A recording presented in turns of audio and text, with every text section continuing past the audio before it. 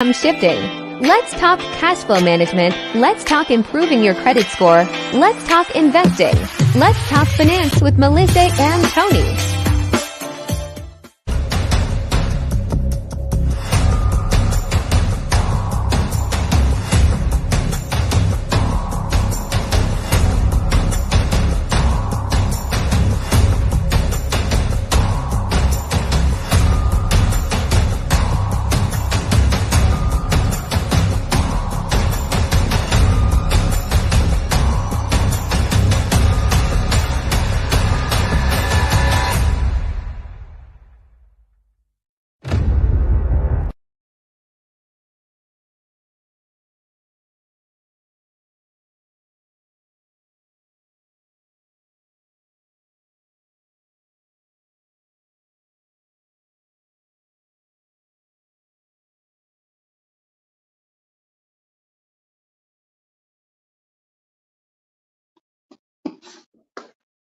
What's up, man? Come on, Rusty. Technology. Come on, Rusty.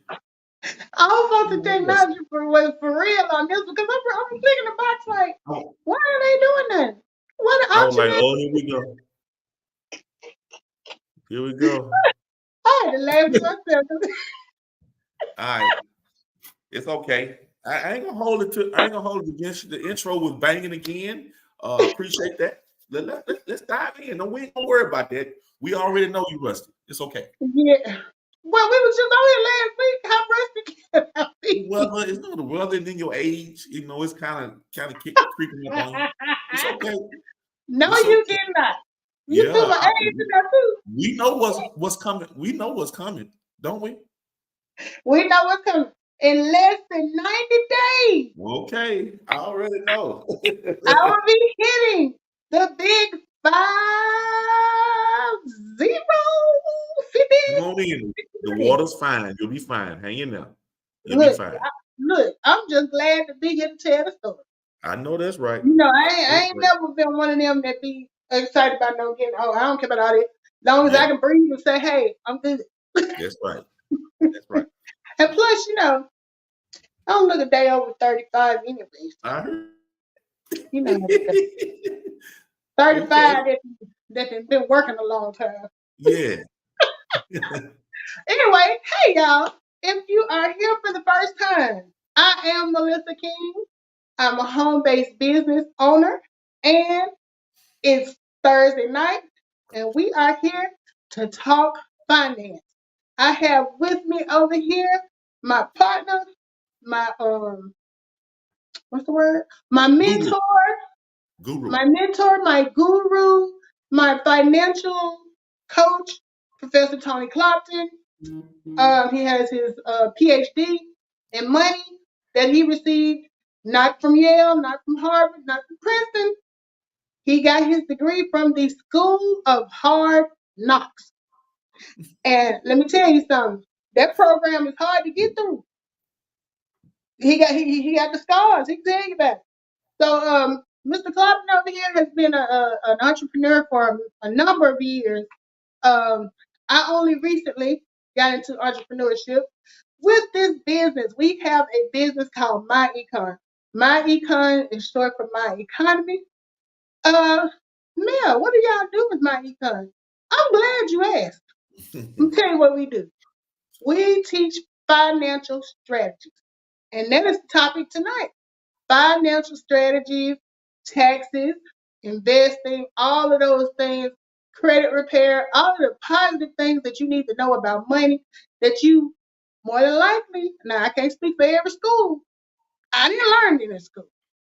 I went to school for all the high school, and then I did, you know, a stint in college and got my bachelor's. I didn't touch on none of this information. I floated through my 20s, 30s, and then when I finally got to 40, that's when my eyes was like open to about money. So, like I said, I credit my financial journey to my guru over here. Professor Clopton. So Professor Clopton, you know, Tell them about yourself. Tell them about that house, Zamunda, and the biggest house and all that, all that stuff. No, stop. Really, Melissa really touched on a lot of points about what we do, but that guru stuff, half of that stuff is true. Okay, let's just get it out in the open. I got to stop kind of like minimizing the things that we've accomplished just being connected to this business, because we've learned a lot that we didn't know, and we just want to share what we have. And we know people are not in a season sometime to really understand it. So our main mission is try to help people understand, because we know people have been taught just to go to school, work a good job, and pay their taxes. So this is why we're here today, because we know that people out there are struggling. Inflation done got y'all doing strange things for change. We talking about lying, robbing people to pay Paul, looking for the best tax preparer to help get your taxes, to get that big refund check. So Melissa came up with this great title, and I'm excited about sharing some of the strategies and the solutions to help people overcome. And what's the title again, Melissa? I forgot what you had put up there. The title is, Do You Know How Taxes Work? There you go. And what's the other part was? The other part is for 2024. Right. Will you be having a tax bill or a tax refund? Woo, man, that's a combo.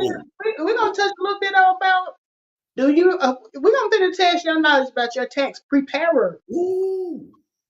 Now, we talking about Uncle Pookie and Ray Ray now. We talking about the people that you use all the time, and you ain't never left them, and sometimes they ain't always doing the right thing, right? Ooh, man, we want to test that. We want to see how much Pookie and Ray Ray and them know about your taxes and stuff that you should know about your taxes. Okay. Yeah, because it's the first of the year. Yeah. There's already the buzz in the air, and I hear people talking about they watching the mail and la da da da W2s. W2s. They print them up. I can smell them. I'm out there at the mailbox. I'm waiting. I'm checking. I'm looking out the window. I'm looking at the blind. I ain't seen none. Ooh, yeah. Right. So this is the time. Last week when we came on, if you notice, we still got the same background up, because last week we started on the paycheck checkup, and we basically talked about things that you need to, just like with a regular for your health, your body, you go in and get a checkup annually. You should do the same thing with your job and your paycheck, because things change. We talked about the W-4. The W-4 is the form that you fill out to let Uncle Sam know how much money you want taken out for taxes. And I know some of y'all are probably thinking, we don't have no say so on that. Ooh. Do they have a say so? I'm gonna say this. What you said. You say it's like a checkup. I just went to the doctor today, first of the year. My doctor, I go in. The first thing she asks, anything new? So I'm thinking, yeah, my neck, my back, my neck and my back, they hurt.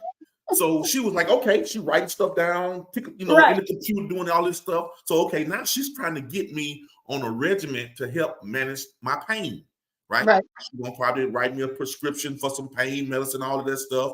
And then I asked, she said, well, what else? Anything else that I want? Well, I've gotten older. So now she's going to do some stuff to help me go in and get checked. So, Melissa, you're right. The first of the year is crucial, because you got to start off strong so you can end strong. So you want to make sure that the foundation of what you have going on mentally, physically, spiritually is all in line the first of the year. So this is awesome. I think people are going to get a lot of great information about what you're about to share with us. So I just wanted to throw that in and then let everybody know it's time. Now is the time to get your foundation right the first of the year.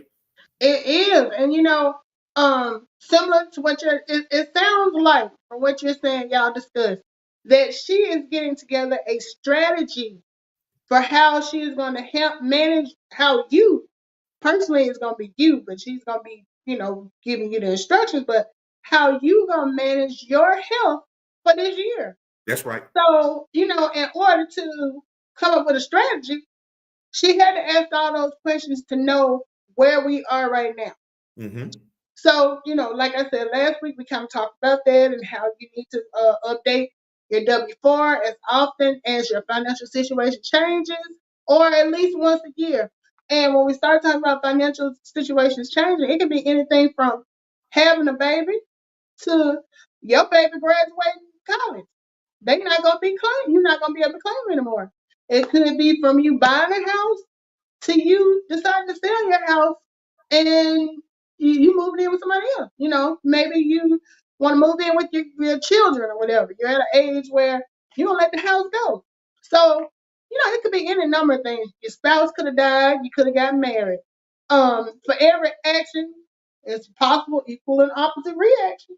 So Mhm. all of those things, whether you realize it or not, affect your finances. And I'm sure you realize it from a standpoint of going about day to day. Because if you didn't got married and somebody that moved in with you and they use up twice as much power and you buying twice as much groceries, you feeling it at Oh yeah. home.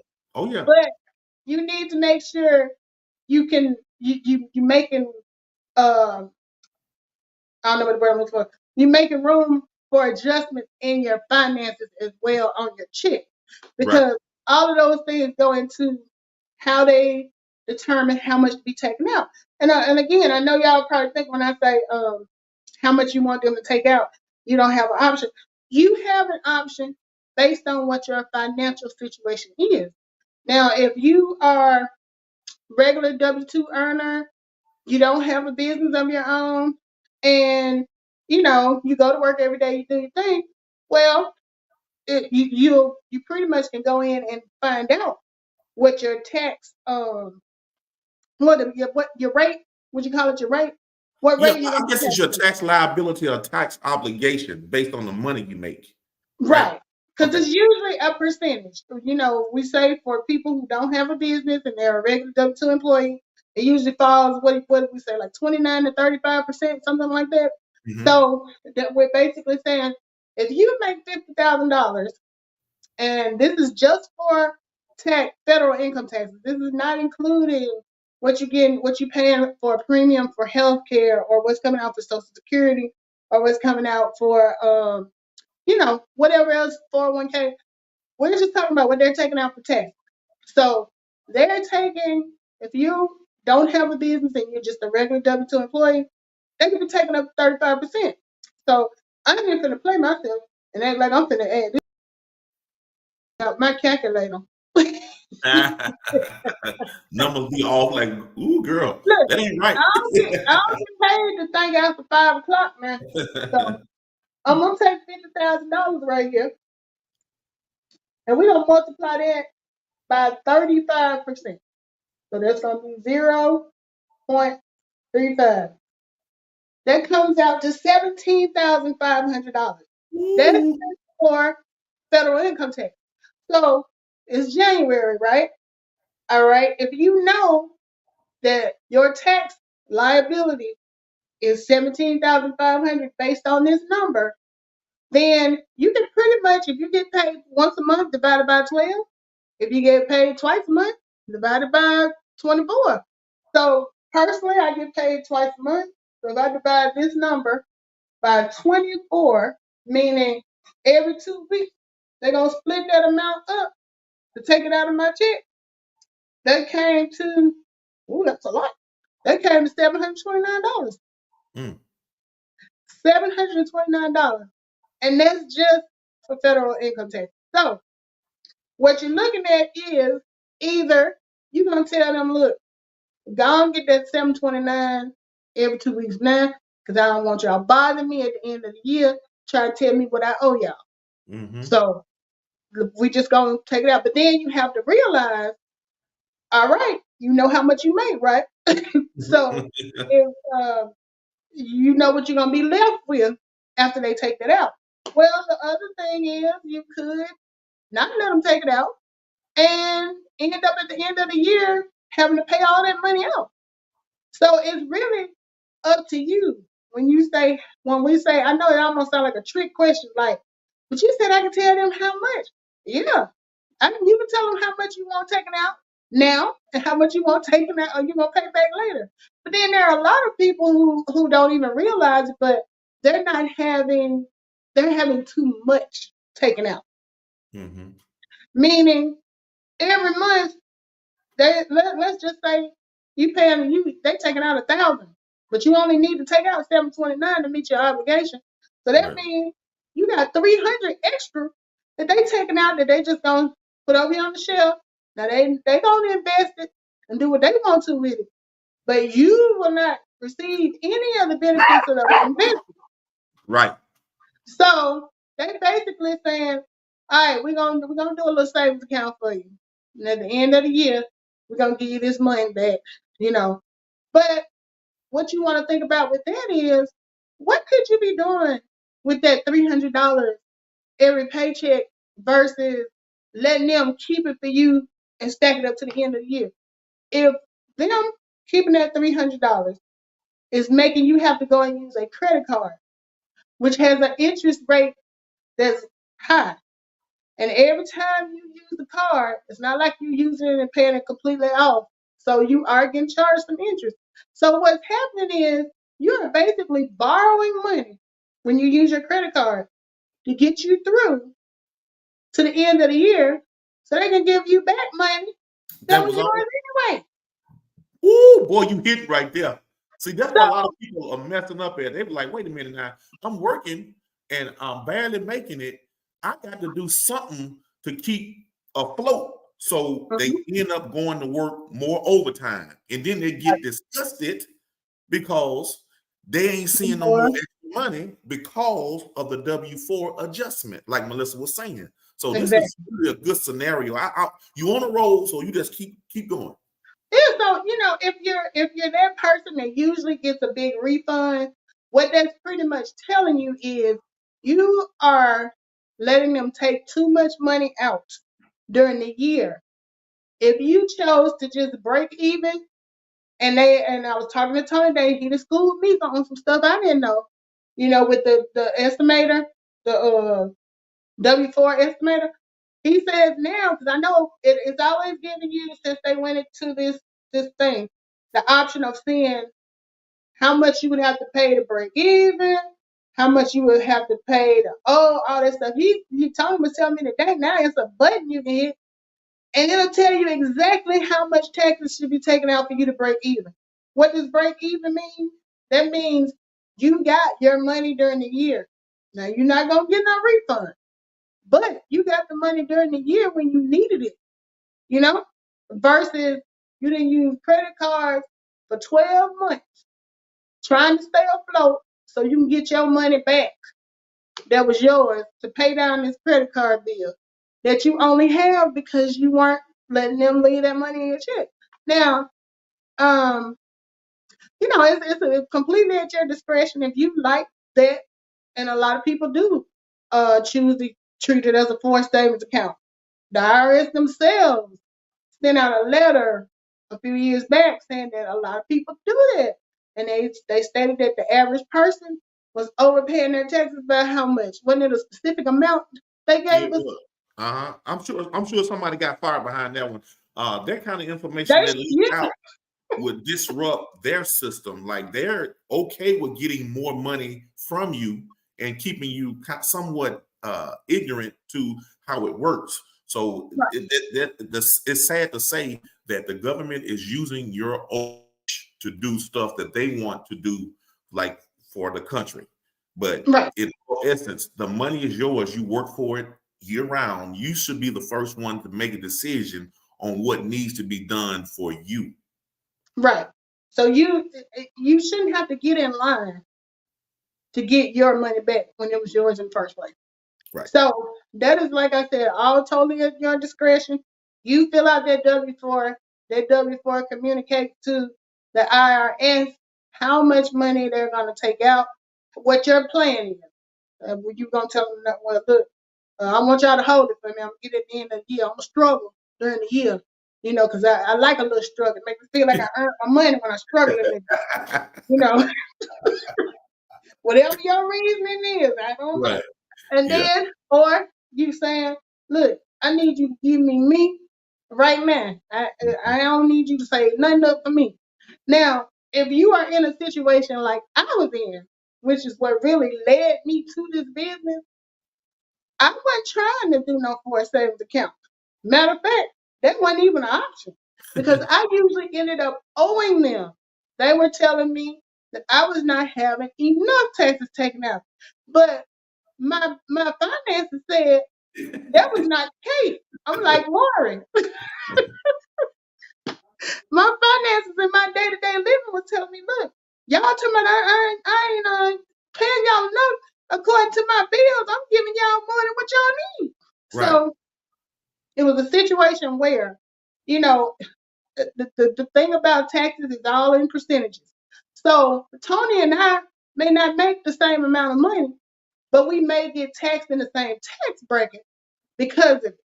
So, you know, no two situations are going to be exactly alike. So if it's a thing where, okay, I'm not taking out enough because I don't own a house. You know, that's been my thing in the past. I didn't own a house, so I didn't get the tax breaks that come with owning a house. At one point before I had kids, I didn't have any dependents. So I didn't get the tax break you get for having dependents. I was back down to the bare minimum of what I was gonna get in a refund. And based on the industry I was in, they were saying, well, you should have enough to give us more than that. Like I said, I beg to differ. because, but what I end up having to do is have them take extra money out of my check. So I was having them take an extra $50 out every time I get paid to reduce how much I was going to owe at the end of the year because I already knew I was going to owe. So when this opportunity came along to do this business, it was like, like the gates of heaven opened up. And I'm just like, I don't know exactly what's going on. Right. But I think I probably need this. Mm-hmm. So, you know, what I didn't realize is, and that's why I titled this, Do You Know How Taxes Work? Okay. The way taxes work is if you have a home-based business and you are running that business as well as working, like some people are complete entrepreneurs. Tony and I are not there yet. We have a home-based business and we still clock in. So when you have a business, a job where you clock in, but you also have a business, you get to take into consideration what you need to run your business. Okay, let's stop right there, Melissa. So let's start right there so we can kind of dissect what you just said. There's a lot of people out there, they probably trying to follow you and track you. So let me break this down because I'm listening and I'm saying, what would somebody say right now? Okay. We know that most people are going to struggle, right? Because they're not making enough money on their job. And what you're saying is that the government is taking money money out of their check, more money than they're supposed to take. So our business, what you're saying is the business that we're connected with taught you how to properly adjust your W-4 so you can get more money back to do what you need to do to stop the struggle, right? Right. So it now gave me strategies. Okay, so we want y'all to stop and understand. We have to stop thinking like employees. You know, they're gonna tell you, go to work. Don't worry about this little piece of paper, little form they're supposed to fill it out and go back to work. But by you not filling that form out correctly, you're giving the government the interest-free loan. You're giving them access to all of your money, and then you're left with what's left over. So what we're doing in our company, we share the strategy. We give you the strategy so you can be more informed about getting the money for yourself and know that you have an option to get your money back. And it's not going to put you in a position where you're going to have to owe more money. It's keeping you from not having to owe. Now that you know your tax obligation, you can be more mindful of, hey, I think I'm on track now. I'm not going to owe them none and they're not going to owe me any. That's one of the wealth rules that we teach in our business is to know your tax liability. Okay, Melissa. And I've used this example before, and I think it's a really good one because it kind of puts it more in perspective. Think about child support. You know, if you were told that you have to pay child support for a child, you're going to either be the payer or the payee. So if you're the payee, you are receiving a check every month, or you should be. for a certain amount. Well, if you don't know what that amount is, then they could be giving you $200 this month, $100 next month, tell you that's all they got. You don't know how much it is anyway. Right. So until like the end, let's just say you don't find out to the end of the year. So end of the year comes around, they looking at your child support, and they're like, he underpaid you. He owe you like $13,000, and you sitting there like, ain't this about a miss? $13,000. I done wait. I could have been getting that all year long. So it's like when you go in knowing what your tax liability is, meaning how much you're going to be taxed, you can be better prepared on how you are going to do it. Because like if you are the person, for example, that's getting child support and you get your payment every month on time, you're able to do for your child, do what you're supposed to do, versus you're not getting the money. You're going to wait.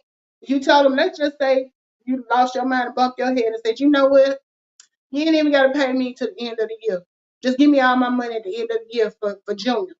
Because I just go use my credit cards and do what I need to do to get by until the end of the year. You just give it all to me then.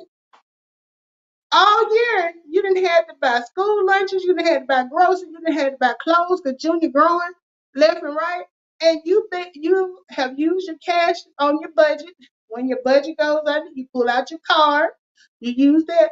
But you could have been getting this money all year long. It's the same, to me, it's the same principle. Yeah. So when we start talking about strategies, and it's like we were saying in the beginning when Tony was talking about him and his doctor, when you have different options or strategies on how you can make this money work, even if you do not have a business, if you have a retirement fund or whatever, or anything that you're doing pre-tax, Tony, explain taxable income. I don't know how to put it in words. So whatever the amount of money that you make, the government is saying you owe them this amount of money on that money. Now, okay. So what we're trying to come in at is sharing how you can lower your taxable income with strategies. Like let's talk about investing in your 401k or investing in a business where you get tax deductions. We all supposed to be lowering our taxable income, even for the rich. I mean, I heard Lil Boosie, the rapper. He was disgusted. He said, "I made $1 million and the government we wanted 350,000." He was cussing, boo, boo, boo, boo, boo, boo, boo. And it was like, even the rich have this problem because they're working and they're making money, right? And they have to be taxed on their money as well. So it's like they gonna come get you if you don't have tax. That's why a lot of these rappers, they're coming up with businesses like selling alcohol and shoes and clothes and coming out with Fat Farm, Adidas, and all these. It's like they have to lower their taxable income with business expenses as well. They buy a Phantom or a jet, but they're gonna write it off on their taxes because they're trying to keep most of their money. So we as employees have to do the same thing. Taxable income. Lowering your taxable income is simply putting more money from your 401k as far as investing, lowers your taxable income, or you can get tax breaks and benefits for becoming a business owner like me and Melissa. Right. So I don't know if that answers your question because it kind of throws me. That's kind of where I was going with it. Taxable income is like if you make, let's say you make $50,000 a year. There's always going to be a standard deduction that the government gives everybody, depending on whether you're single, married, whatever your filing status is. So for me, I'm head of household because I'm single and I have a dependent.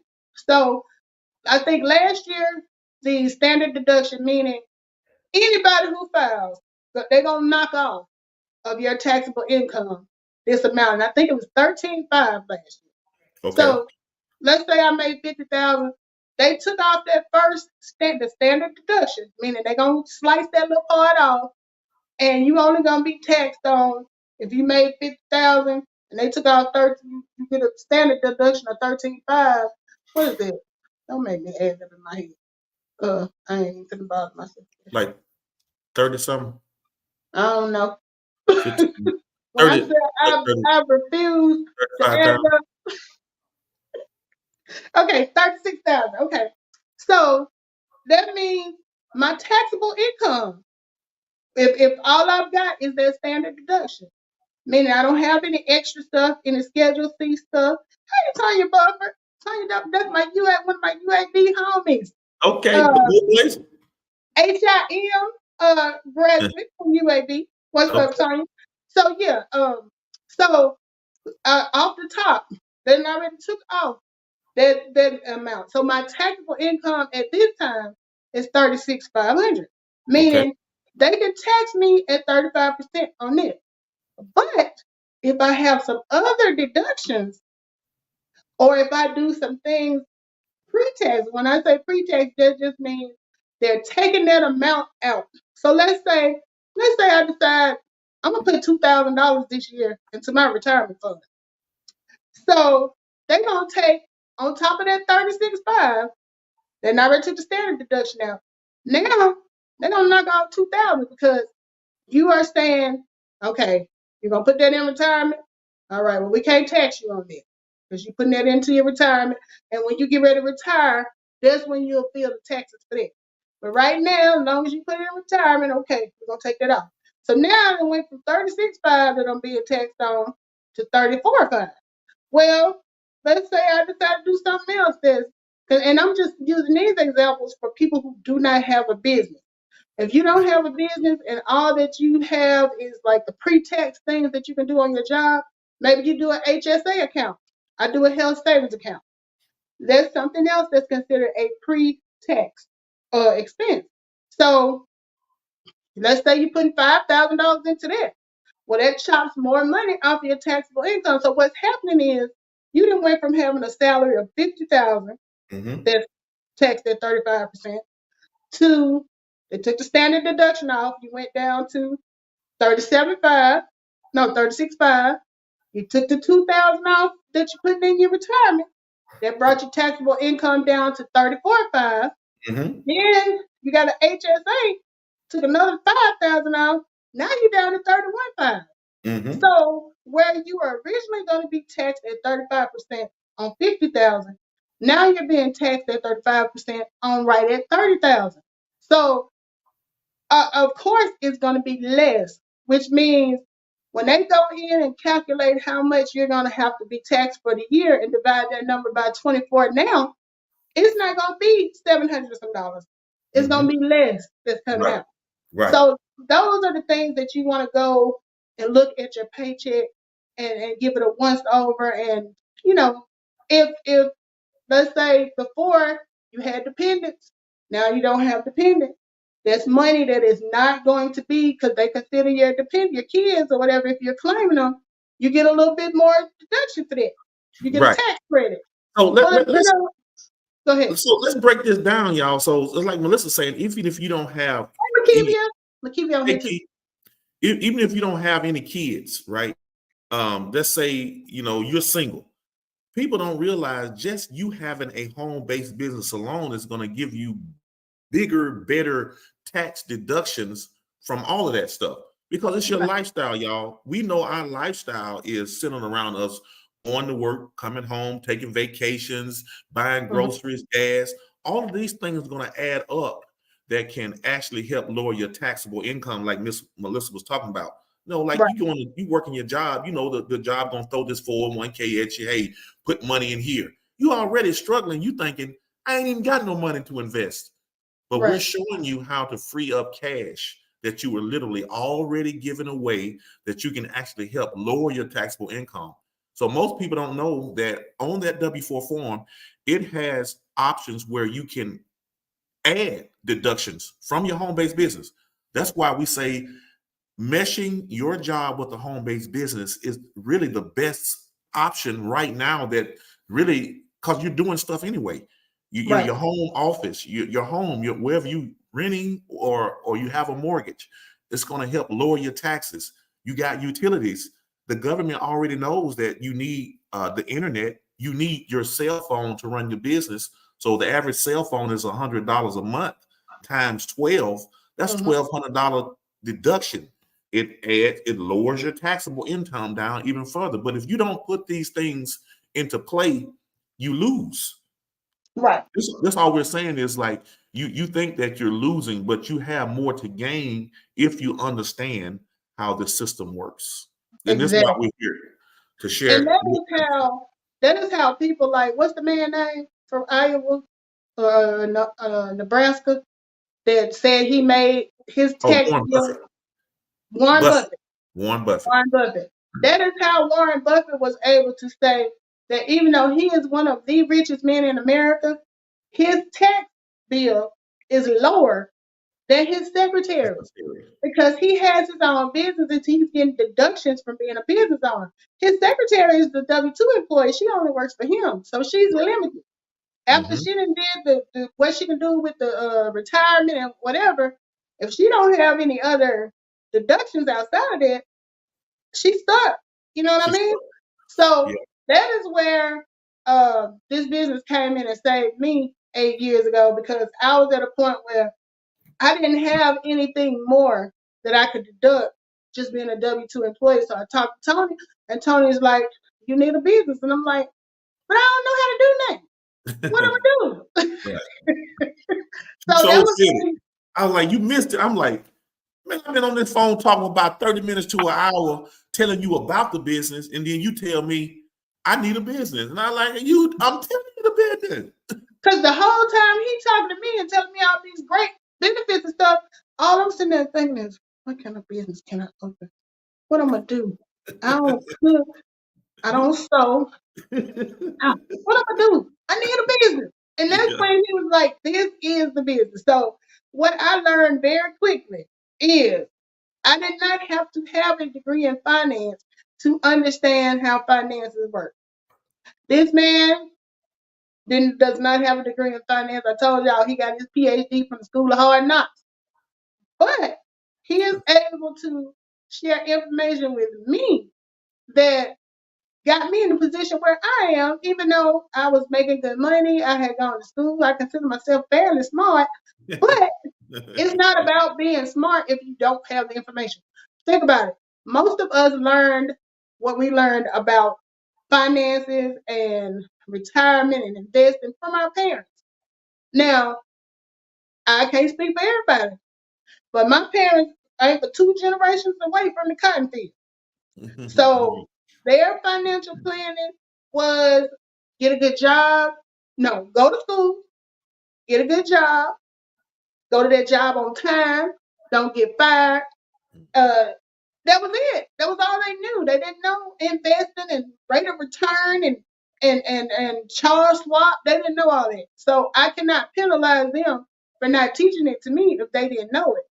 What I have done is since learn the information. So I am sharing it with not just my child, I share it with y'all, I share it with anybody who will listen. So this has become my business to share this information and help you to get your financial situation in a better place. And because I do that and I keep good records of doing it, and you know, of course, I try to encourage people to join the business and pay $39.95 a month to have all this information, be able to share this information, and it's a tax write-off. So because of that, ever since I joined this business, I have not had a tax bill. I have kept got my taxable income down lower than it has ever been, and I still don't own a house. And I just got the one kid, and as cute as she is, she don't bring me in a whole lot of money. You know, as a deduction, I get my whatever. But okay, Lakeivia put some. Let me read what she said. Lakeivia says, the tax preparer I used didn't want to use my home-based business and enter my business expenses, so I had to drop her Woo. and do it myself. As Yeah. long as I had intent to make a profit. Thank you, Yeah. Lakeivia. There we Uh, go. with proper record keeping, and as Woo. far as my business is tax deductible. Woo. She hit She it. just That's it opened the right there. floodgates to the next part of the show. That's it right there. She was on it. Thank you, Wow. Lakeivia. That's it. Our That's great. next part that we wanted to discuss was how well do you know your tax preparer? A lot of us have been going to the same person Yeah. for a number of years just out of habit. Yeah. Um, we haven't vetted them. So we thought we would Google, because I was telling Tony, I said, what if they had a game show and it was put your tax preparer against my tax preparer and see who is the most knowledgeable. Who you think gonna win? Right. I mean, you should know that. In order for you to know that, you got to ask them questions. So I pulled up 10 of the top questions that you should ask. I don't care if it's your mama. Yeah. Ask your mama these 10 questions. Absolutely. Number one, Mom, how much you gonna charge me to do this? I know that's right. First one is, how do you charge your fee and how much will it cost? That's very important. Mm-hmm. Number two, Mama, how long you been doing this? Did you even go to school for it? Right. Okay. So so that's the next. Number two, how long have you been preparing tax returns? Number three, are you gonna be open and available? I know where you live and everything. Right. But if something come up at this tax thing in September, am I gonna have to chase you down? Or are you gonna be ready and available to handle this? Because Right. I know where you live. Yeah. But don't make me have to, hunt you down. No, so that the next question that was, are you open and available year round? Number four, will I be receiving my refund direct? Meaning, are they gonna mail it to me? Are you gonna do it electronically? Can you give me a date? Can you provide me with that little information they give you that you put in to check and see what the status is? Right. Or is you just gonna tell me it'll be here sometime Around on such the and end of such. the year? Yeah. Number five, if someone from the state or the IRS contacts me regarding my return, will you be able to assist me, or am I out there on my own, just swaying in the wind, trying to figure out what to do? Are you gonna know me when they call me? You can't say you don't know who I am. You had me. Mom be like, no. Number six, will you provide me with a copy of my completed tax return and return any original documents I provide? Okay, so I don't need you to just tell me at the end of the thing, you're going to get back 1,500 and you send me on my way. I need to see the breakdown of how you came up with that. Right. And anything I gave you that was mine, I need to get that back. I know you're doing it at your house, you're doing it in the kitchen and everything, but I still need my stuff. Right. And all of this, I'm teasing talking about the mama thing, but you can ask H&R Block and any of the other tax preparers the same thing. Don't just assume because they have that little TM trademark behind their name that they know all tax preparers are not created equal. Sometimes I feel like they just go outside and be like, look, anybody want to learn how to do taxes? Come line up over here. We'll teach you in a week. You get started next week. Yeah. I mean, you never know. Okay. Number seven. Will you be signing the tax return as a preparer? And may I see proof of your PTIN? So, whenever they're signing as a preparer, they're taking on a certain level of responsibility. And they've got due diligence. How do I know about all this? Because me and Tony took the course. We got a PTIN and everything. Would I let me and Tony do our taxes? Hell no. Just another prime example that anybody can learn and get a PTIN. But that doesn't necessarily mean that they are up to par with what you need them to do. So, you want to ask them, are you going to be a preparer? Because if you say you're a preparer, that means you're going to take on a certain level of accountability for this. And if you are a preparer, I need them to see your documentation, your credentials. Next, are you affiliated with a professional organization? Now, on that one, I'm not sure whether they mean Maybe there's a Tax Preparers of America or something like that. Yeah. Ask them, all of that. Where you get your like your credentials from? Is there anybody else who can vouch for you? You know. Number 9.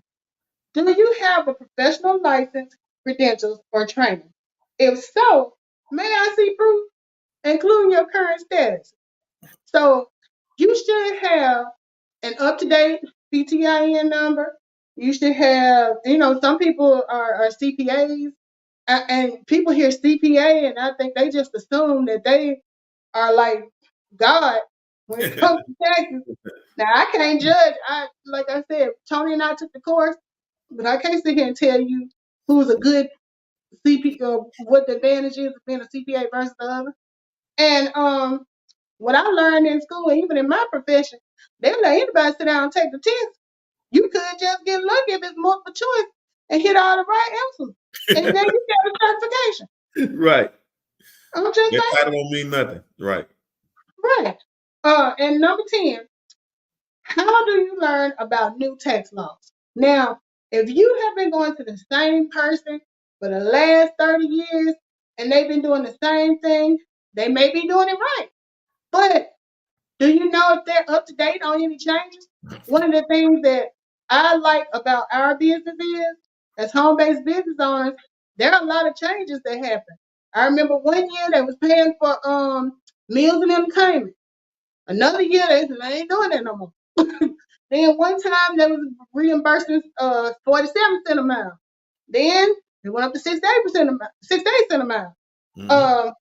They may say you can do sporting events this year, or you did that 5 years ago when you went to the classic. You was able to write off everything.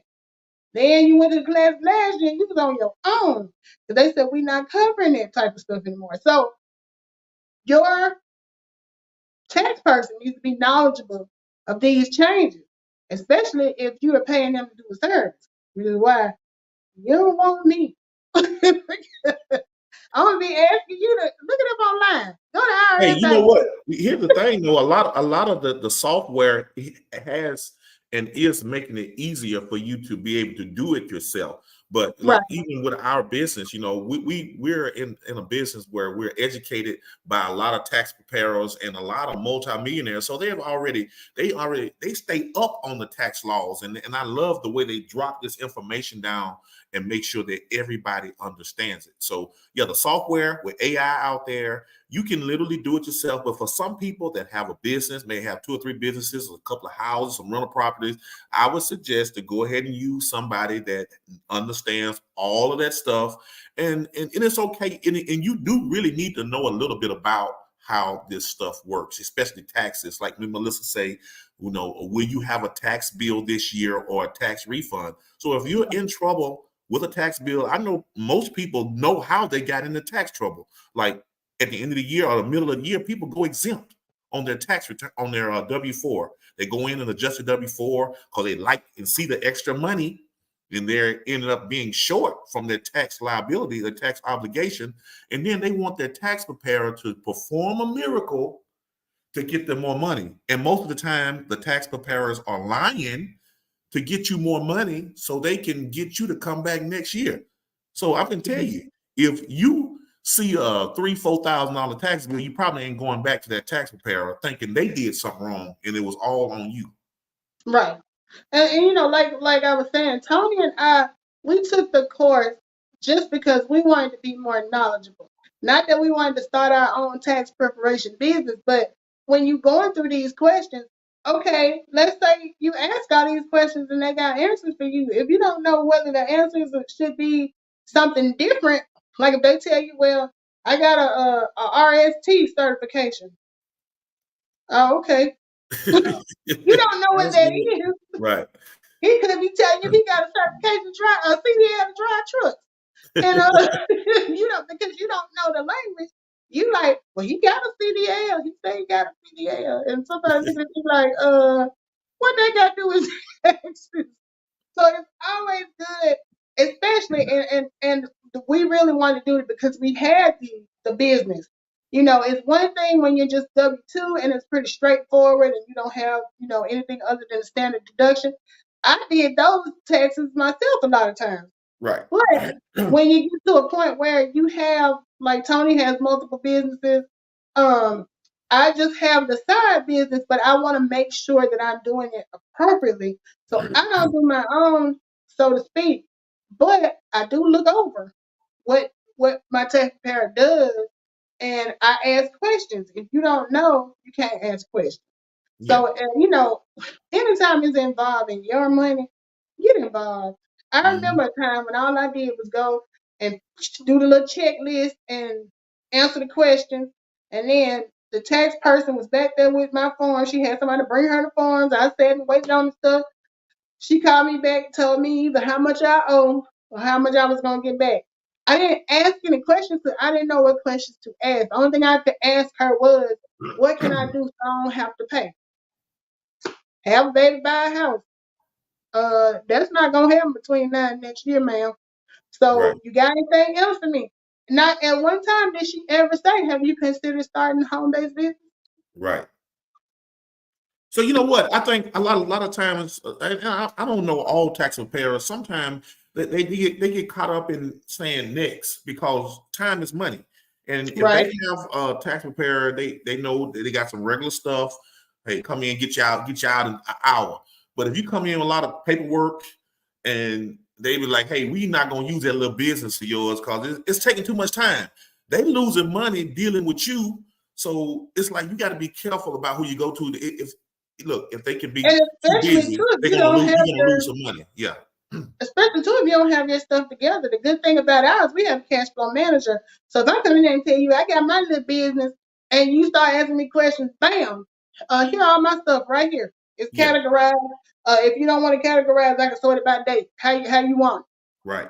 So it's one thing to go in and know about your business. But if you go in and, well, I do so and so, well, how much you, I don't know. Well, how often, I don't know. I don't blame them. I'd be like, you ain't got no business. You don't even know what you do. Get out of here. Yeah. You got to know because see, they just like you're vetting them, they're literally vetting you. And if you don't know enough about your own business, it's easy for That's them right. to say, well, I'm sorry, I can't use that little business because you don't have your stuff together. Get out of here. You're in the way. If You know what I'm saying? if there's one thing I learned from doing that class was about due diligence, do your due diligence. That's the catchphrase, due diligence and ethical. You Yep. know, Everybody be just lying. because something isn't illegal doesn't make it ethical. Right. There's two different things. So, you know, they got to be able to trust that you telling them right, and you got to Right. be able to trust that they know what they doing. Because if not, y'all gonna be in one big mess together. Yep, because I'm gonna tell you, when that tax bill come out, everybody pointing the finger at each other. They're gonna be like, hey, if my taxpayer put in something wrong, be like, no, you gave me what you told me. And they, well, you told me I had a business. I don't even know the business name. So a lot of tax preparers will try to get you out of trouble, but they actually put you in trouble by just adding stuff that you can't provide. Especially at the bottom of that tax return, their name is nowhere at the bottom. That means you're going to be held responsible for everything that's on that form. That's right. That is so right. And I have had an experience in the past where it was an error made, not on my part, but at the same time it was on my part because once the preparer completed it, she gave it to me to review it, and I signed off that it was fine. But I'm trusting her, and she thinking she done did everything. So, you know, like you said, while I'm pointing that finger, I got 3 pointing back at me saying, you signed off on it and said it was right. Right. So technically, you know, it's both of y'all fault. But at the end of the day, my account is the money they were going to garnish. Oh, yeah. You know what I'm saying? Yeah. So, you know, get to know your tax preparer. I ain't saying dump who you got. I'm just saying make sure that who you have is who you need. Yeah. If that person might be able to answer all 10 of those questions and keep it moving, that's good. So, you know, I'm not saying dump who you have. I'm just saying learn who you're working with and make sure that they're doing it. You know. Okay. Hey, look. So we coming up on the end. Yeah. So I'm gonna do my little closing right quick, and I'm gonna let you finish because this is your end. So if anybody out there looking to improve their financial situation, start a business. A business will give you better tax breaks than having, if you're losing like your child is growing up, or you don't have a house, some of those tax credits that you can get. A home-based business can literally give you everything you need. You're spending money anyway. Our business will show you how to get that anyway money to lower your taxable income. Like Melissa said, started for $40 a month. You're looking at a couple of $1,000s that you can get back to lower your taxable income. So that's the game, is to get knowledgeable about home-based business ownership and how the tax system works, and you'll be good. Exactly. Right. And so, for anybody, if you have a business already and you are not sure that you're getting everything you should out of your business and not leaving money on the table, this business is perfect for that too. It, as Tony always says, complements whatever business you have. So reach out to myself or Tony. You can see us everywhere. We're on YouTube, Facebook, TikTok, Instagram, wherever you see us at. Leave a comment to say more information. I want to get started. We'll help you get started. And I'm going to jump off now because I want to be able to upload this on IG. So thank y'all for joining us. Lakeivia Curry and Latonya Buford, thank y'all for coming through. You know, we love it when we're not just talking to each other. So thank y'all for coming through. And we will see you guys next week. Next week. We will be back again talking about the same thing, money. So y'all have a good weekend, and we are about to be out. So let's see.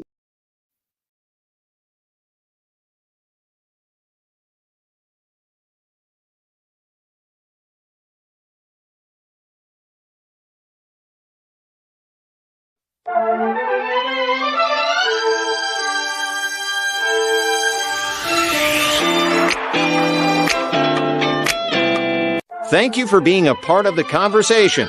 Now, are you ready to start your home-based business? If your answer is yes, contact Tony or Melissa to get started today.